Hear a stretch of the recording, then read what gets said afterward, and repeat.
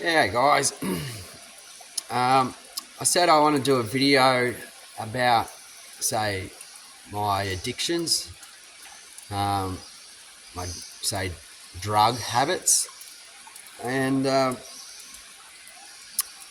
because with my running, I run barefoot, or in my running socks, and all these years I study the human behaviour and the human mindset and why people do what they do and why people just copy off other people, and just because the majority run in running shoes as an example versus why do you versus why don't you, and I'm going to start it like this.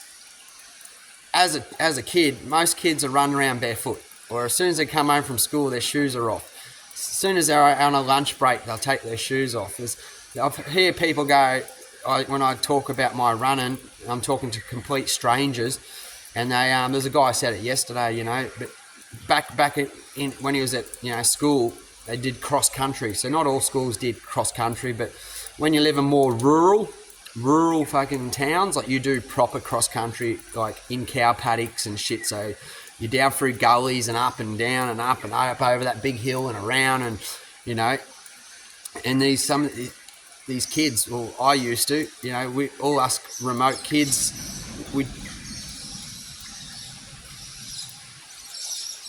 fucking lightning or a big rumble, big thunder rumble, or a big explosion. Anyway, and these kids we run barefoot. And then you become 17, or once you get through high school, they're making you wear shoes. You become 18, you become an adult. You got to wear shoes. Everyone wears shoes. Everyone wears boots. Everyone wears shoes. You got to always wear shoes. And then you wonder why when you become 18, you're an adult. Oh, you stop running. When you become an adult, you stop running. The amount of kids that ran we ran because we were kids once. Everyone.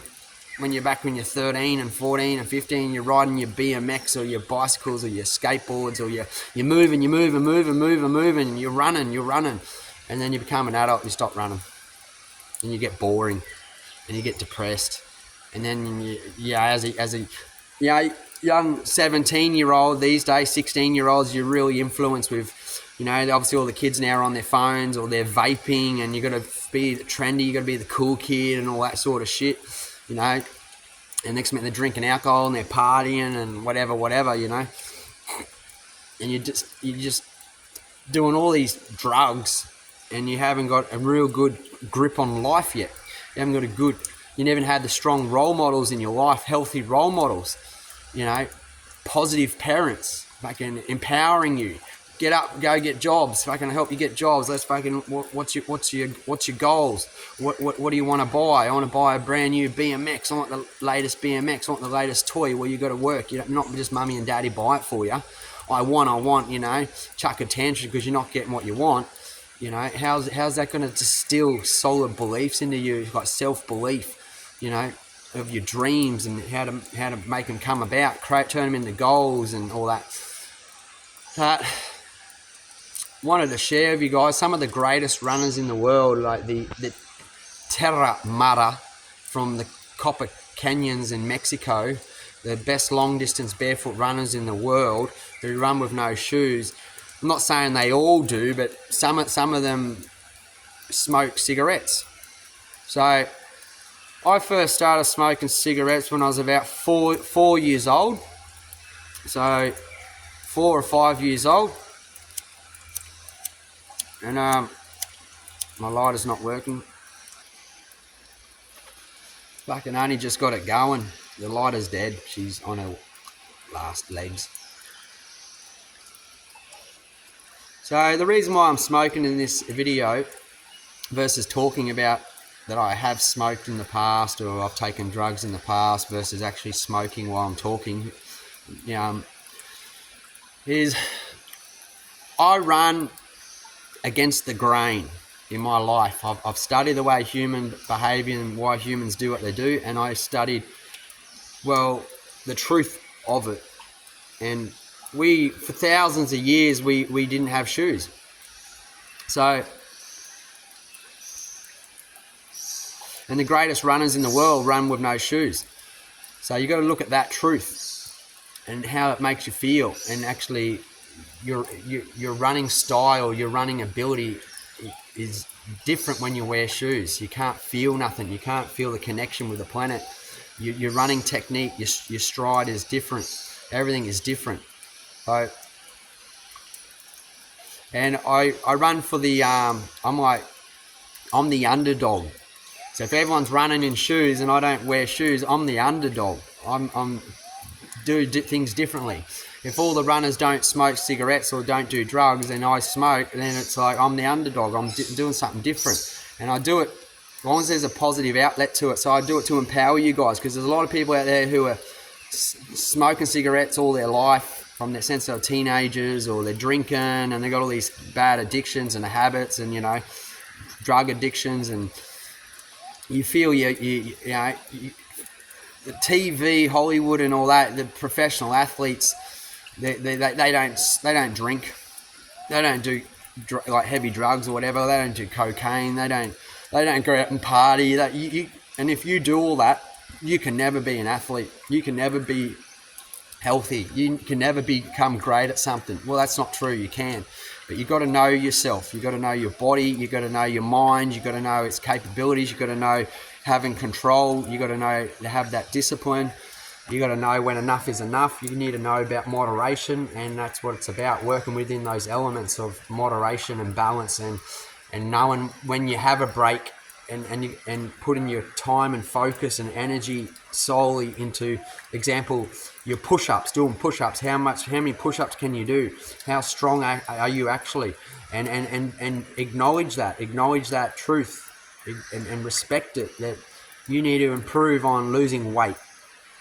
You'd feel much better if you were 20 kilos lighter, if you're overweight, and you got to look at your eating habits. You got to look at your lifestyle choices and the people you choose to surround yourself with. And if you're not happy, you got to change it. That's the biggest problem in life, is people are too scared to change. They're fearful of change. They're fearful of being, on a new path. Too many people reflect off their friends, their circle of friends, and their lifestyle, and they're not happy there anymore. You can't find that happiness if you're not willing to change. So if it's not serving you, you shouldn't be doing it. So, if you're smoking 20 cigarettes a day, well, maybe you need to cut back to 10, but then you're in your head thinking mentally of all these words and all these thoughts mentally, and putting time on it and putting numbers on it and putting all this limited thoughts. But it's a process, and you need to, once you can overcome that, then fucking just put your focus into actually doing it. Like fucking push-ups, start today.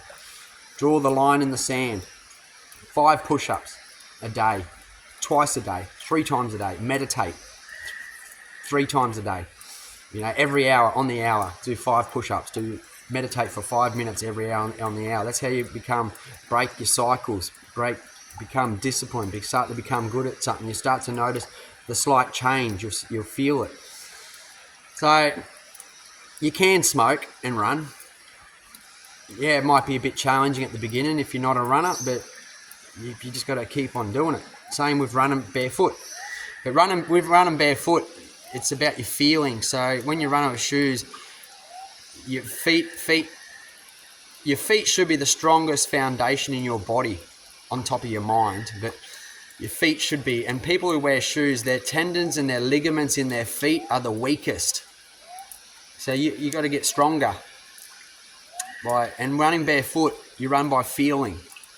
So you run on the grass is the best place to start, and continue staying on the grass as much as you can. And even if you're running on near a footpath, run on the grass and then run back on the footpath for 10, 15%, 20%, but spend most of it, 75, 90, 80, 90% of your time running on the grass, and do it over 6 months. Walk, jog, run, jog, walk, jog, run.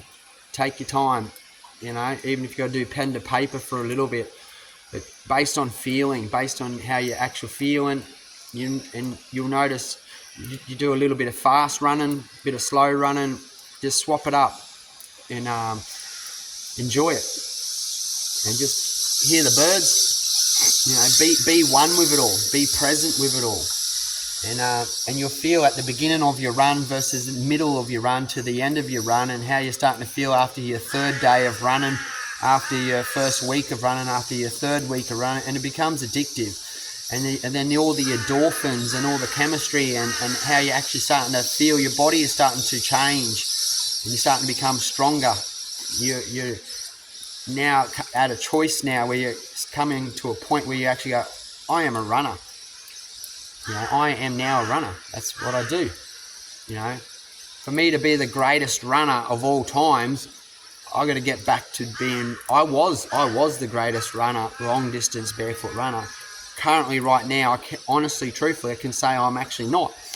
I am based off my history of running, for a long, long time. But for me to want to continue to live it, I have to be it. So if I want to bring truth into it, and I'll go run a marathon today or tomorrow, I'm going to see where I'm at. The reality is, am I the greatest still? Have I still got what it takes to be the greatest? Am I prepared to live up to it still? Am I wanting to have a break now? Am I wanting to go on a different journey now? I've been running for over 10 years, long distance now, but been running all my life. But I was racing. Like, I'll give you an example. I used to be a professional triathlete, a professional Ironman. I did that for 8 years. That's what I was. I wasn't the greatest triathlete or Ironman, but I was one of the greatest, especially for my age group. I was top 10 in Australia for my age group. Top 10 in the world in some places, in a lot of places. When I used to race in America and Europe and Asia and all that in Australia, but I'm not the greatest. I'm not one of the greatest triathlete Ironmans anymore. But this is where I'm at with my running. I am the greatest long distance barefoot runner of all times. I have been for the past 10 years, and people out there don't believe me. It's, how do you do this? How do you become this? Is you just keep fucking doing it. You do it so much that you realise then you're the only one who's doing it. There's no one else out there who's coming close to what you're doing, and that's how you just fucking become the best. And you might be 20 years old watching this, or 30 years old, or even 40 years old, but you can still be the greatest at 60 years old, because with long distance running, especially long distance barefoot running, but long distance running in general, you get to a point where you just run so much that nobody else is doing what you're doing. And because a lot of people have responsibilities in regards to kids or mortgages or careers or jobs and all that, and when you put yourself in a position like I have, I've taken that all out of my life. So I just have nothing holding me back with the amount of running I do or can do, and the amount of distance I can do, and where I can run anywhere I want, and just wake up and sleep wherever, just run, sleep,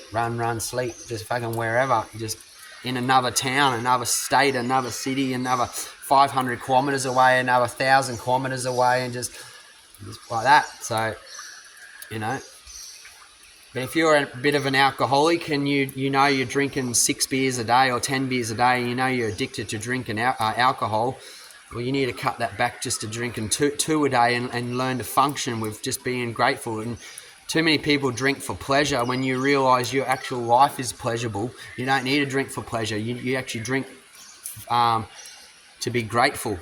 You drink to appreciate the drink. You drink to appreciate the moment. You drink to appreciate. You're not drinking for pleasure anymore, because like I just said, your whole life is pleasurable.